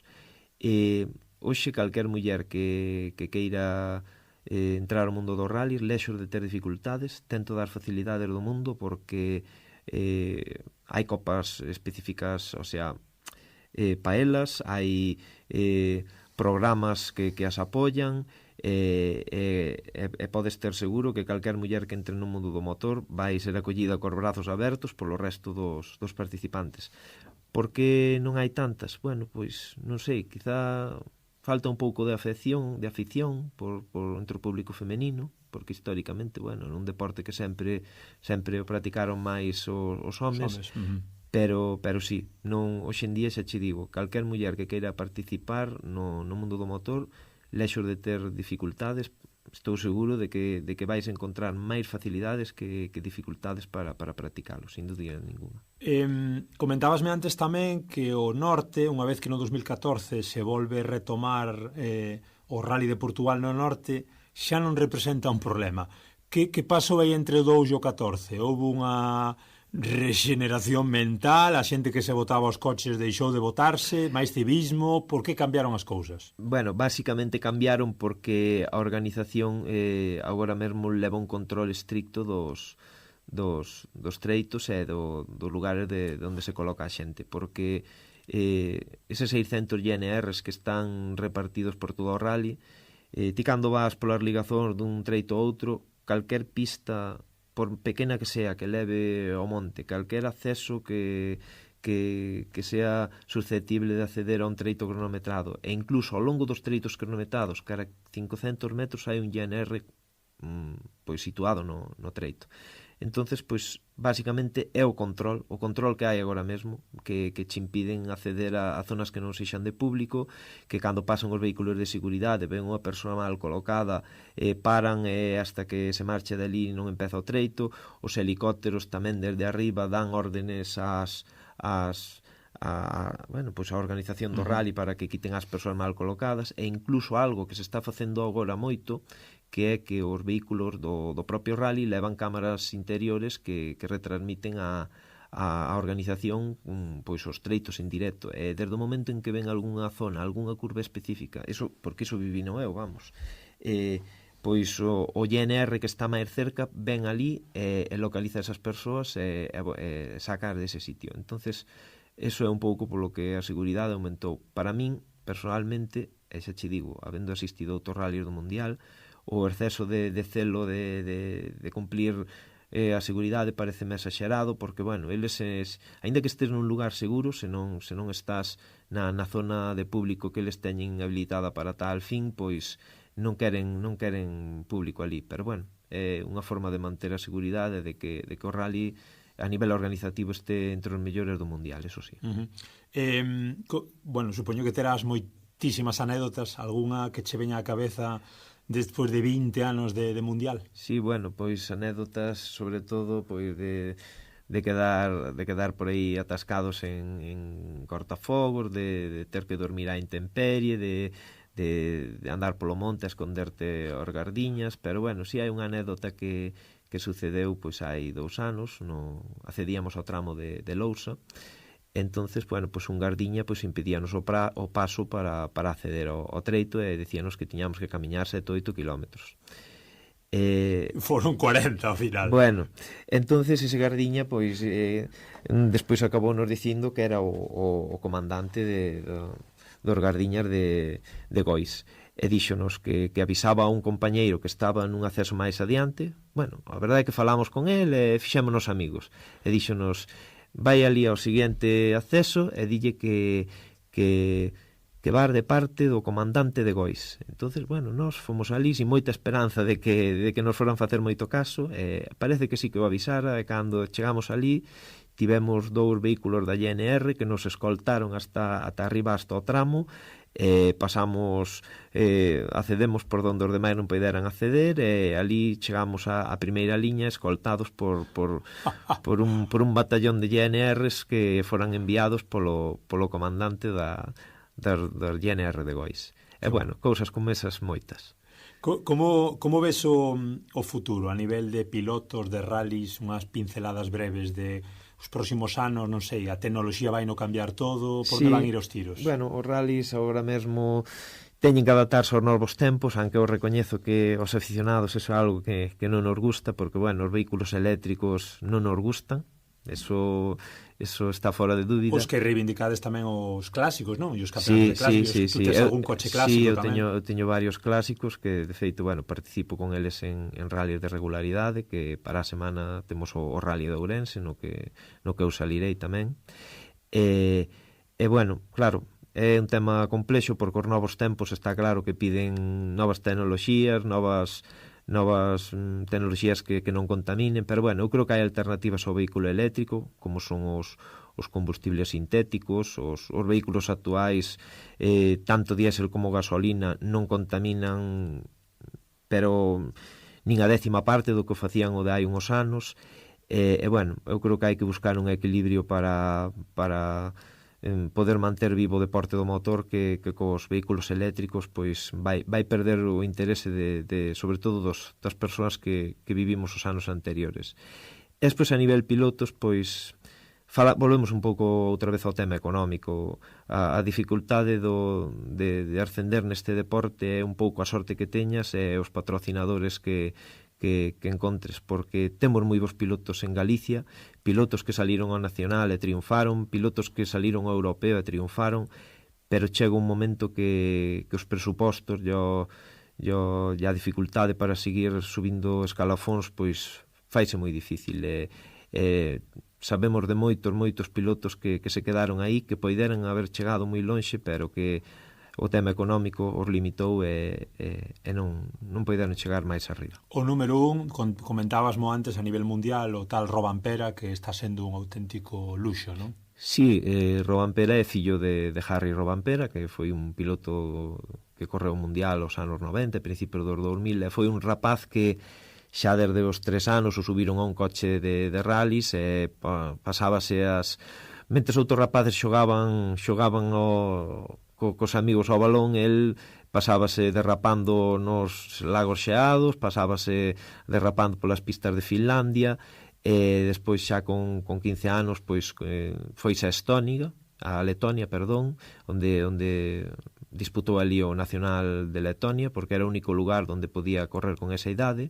Foi campeón de Letonia, despois entrou ao Mundial na categoría o Rally Car 2, xa hai 3 anos pois foi collido por Toyota, con 21 anos xa é 2 veces campeón do mundo. De feito este ano pois como que se cansou xa un pouco porque tens que pensar que leva os mesmos anos que leva con 21 anos son os mesmos anos que levaban nos rallies no Mundial Sainz cando se retirou, o sea, é algo increíble, é un caso único.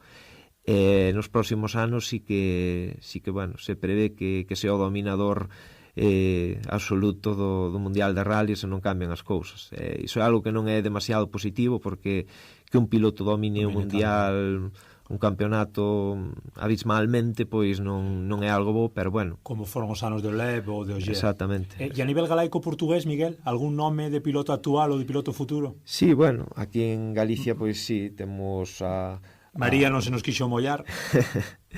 Bueno, en Portugal, pois o campeonato portugués é un pouco peculiar porque en Portugal temos pilotos xa de moi avanzada idade porque son os que consiguen os presupostos, é dicir, no nacional portugués. Avanzada idade neste mundo, 30 e tantos? Sí, bueno, hai en Portugal, sí, 30 e moitos, 40 anos, eso xa no mundo dos rallies, hoxe xa hai pilotos que chegan ao mundial, como foi Robampera con 18, entonces xa aí os esquemas rompense un pouco. Outro mundo. Entonces, bueno, sí, aquí en Galicia houve pilotos que destacan, como pode ser Verdomás, José Lamela, bueno, outros pilotos que están disputando actualmente copas que bueno, que teñen perspectiva de chegar, pero que ao final, por desgracia, o tema económico é unha barreira moi difícil de superar en moitas ocasións. E para acabar, temos o prazer de recibirte aquí nos estudios de Radio Ariz, trouxéchenos tamén algunha recomendación en forma de libro para aquelas persoas tamén que queiran aprofundar un pouco no coñecemento do Rally de Portugal e no Rally de Ourense. Trouxeches algún libro moi interesante, non sei se nos podes comentar, Historia do Rally de Portugal, 50 anos do Rally de Portugal, Rally de Ourense, dinos. Sí, pois ese é o primeiro libro que tes na man, que se titula César Torres, Historia do Rally de Portugal. É un libro que data do ano 1998. Como ves, ten unha edición bastante sinxela, bueno, a maioría das fotos son en blanco e negro, pero que bueno, pois enseña un pouco a historia do Rally de Portugal hasta ese ano 98, que foi cando saliu o libro á venda, pero sempre centrado na figura do seu creador, alma mater, e da persoa que levou o Rally de Portugal hasta o lugar no que está hoxe, que é César Torres, que finou no ano 1997. Pon un pouco en relevancia a figura de César, pois como conseguiu levar ese rally ata cotas impensables cando foi organizado por primeira vez no ano 1967. É un libro que, bueno, agora mesmo non é moi doado de conseguir, aínda que sí que en librerías especializadas e en algunhas feiras de clásicos, pois sí que aínda se atopan algunhas unidades, porque é un libro que xa non se edita. Editorial Star. E o segundo libro, pois, que se titula 50 anos do Rally de Portugal, é un libro xa ves moito máis grande, máis moderno, xa ten unha edición moito máis elaborada, con fotos en cor, e que saliu no ano 2017, que creo que foi cando eu comprei, sí, para conmemorar o 50 aniversario do Rally. Como podes ver, pois, bueno, é un libro que vai tratando cada edición deses 50 últimos anos, a parte de gran cantidade de fotos en cor de cada ano, pois narra un pouco un pouco a crónica de como discorriu ese ano o rally, os incidentes que houbo, que non ganou, e temos tamén por outra banda pois gran cantidade de datos dos treitos de cada ano, dos horarios, kilometraxes, inscritos, resultados, sí, estadísticas, que bueno, pois que somos así un pouco frikis deste mundo dos rallies, pois sí que nos gustan moito eses datos e comprobar un pouco como evolucionaron os rallies, o Rally de Portugal ao longo destes anos. Bueno, eu considero un libro imprescindible para calquera amante do mundo do motor, e deses libros que nunca te cansas de mirar e nos que sempre descubres algo novo cada vez que os miras. Libro do Automóvil Club de Portugal. Sí, exactamente, foi publicado polo Automóvil Club de Portugal. E por último? Bueno, pois este libro que é o libro do Rally de Ourense, que é un libro que bueno, este está centrado no Rally de Ourense, que o escribiu Javier Figueiredo, que que é un amigo meu que é daqui de Ourense, que foi copiloto e bueno, está moi involucrado no mundo do motor, tamén é fotógrafo. Ese libro saliu no ano 2003 e narra, pois, ano a ano, pois a historia do Rally de Ourense ata o ano 2003, que realmente xa estamos no 2024, xa podíamos prácticamente ter unha segunda edición casi tan grande como esta. Pois un pouco igual, con fotos, crónicas do Rally de cada ano, entrevistas, ao principio vai unha serie de entrevistas de todos os gañadores do Rally de Ourense, tamén, pois, eso, tramos que se disputaron cada ano, gañadores, tempos. Un libro moi, moi, moi interesante. É un libro que prácticamente todos os aficionados do motor daqui de Ourense temos leído e releído. A nivel digital hoxe, Miguel, onde podemos interesarnos polo mundillo, eu non sei, as páxinas que máis habituais, apps, por onde van as cousas? Hoxe ata hai unhos anos os foros que Puruxa Rally era referencia aquí en Galicia, era onde nos enterábamos de todo, dos treitos de que pasaba no mundo do motor, pero bueno, agora os tempos mudaron e agora principalmente os grupos de Facebook e os grupos de WhatsApp son un pouco onde todos nos enteramos. Por exemplo, hai un grupo aquí en Galicia que somos máis de 60.000 seguidores, como é Rallys e Circuitos. Eu tamén sigo un par de grupos en Portugal, como son Rallys en Portugal, Grupo Portugués de Rallys, e despois, pois, temos grupos de WhatsApp, pois, como son Galicia Terra de Rallys, que son lugares onde, claro, somos miles de persoas que estamos polos treitos, que vemos cousas que ao mellor hai un día un teste do que nadie se entera, pero alguén ve o vehículo, o camión das asistencias e di, oye, que aquí hai un test. Entonces, bueno, pois gracias a eso vámonos enterando un pouco de todas as cousas que de outro xeito non sabríamos. Pois penso que non nos queda nada. A verdade é que foi un programa que nos pasou voando, Miguel. Non sei se tes por aí algunha conclusión. Por a miña parte, creo que tocamos todo, e a verdade é que o mundo do rally merecía un especial como este. Sí, eu creo que sí. Sobre todo aquí en Galicia, que é un deporte que se excluímos o fútbol e por aí algún outra cousa máis, é un dos deportes maioritarios, sin dúbida ninguna. Eu creo que sí, eu creo que o que che dicía, hai dúas visións, un pouquiño, polo menos na nosa quinta, esa visión máis do balonciño e esa visión do motor, que eu vio netamente a xente que estaba enganchada aos rallies e que continúa estando enganchada. Pois, máis nada, obrigadísimo, graciñas por... Nada, obrigado a ti, foi un placer volver a encontrarme contigo outra vez aquí diante dun micrófono. Foi unha maravilla, como digo, poder pois tocar tantísimos temas alrededor do mundo dos rallies e tamén para os nosos queridos ouvintes portugueses, pois tamén seguro que é interesante desde a perspectiva galega que lle falemos desde o outro lado do miño tamén de como vemos o Rally de Portugal, ese grandísimo rally que cada ano une a galegos e portugueses.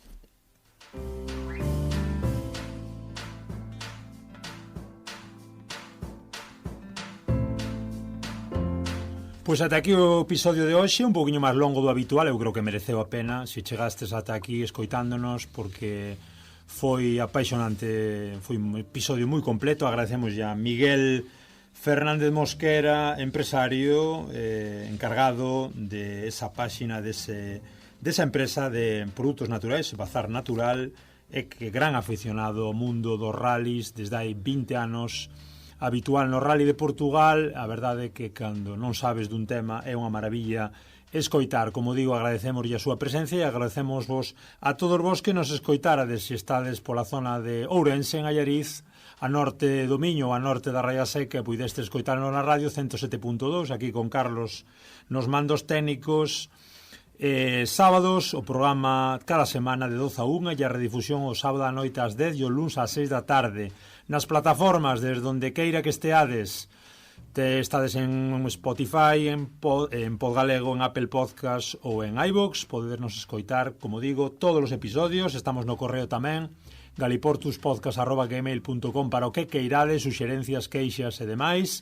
nas redes tamén, facendo un poquinho de comunidade sobre temáticas partilladas galaico-portuguesas. Estamos en Facebook, en Instagram e en Twitter. Eu son Germán Esteve do Germano. Un abrazo moi grande para todos e todas. Hoxe, como non podía ser de outra maneira, por recomendación de Miguel, acabamos entonándolle un cariño a ese coche, a ese carro que nos acompaña nas nosas vidas, algunhas veces con máis sorte a uns que a outros, pero aí está o coche, como sempre, como digo, sendo parte das nosas vidas. Un honor facer este programa. Deixámosvos con Jorge Ferreira e o seu Carro Preto.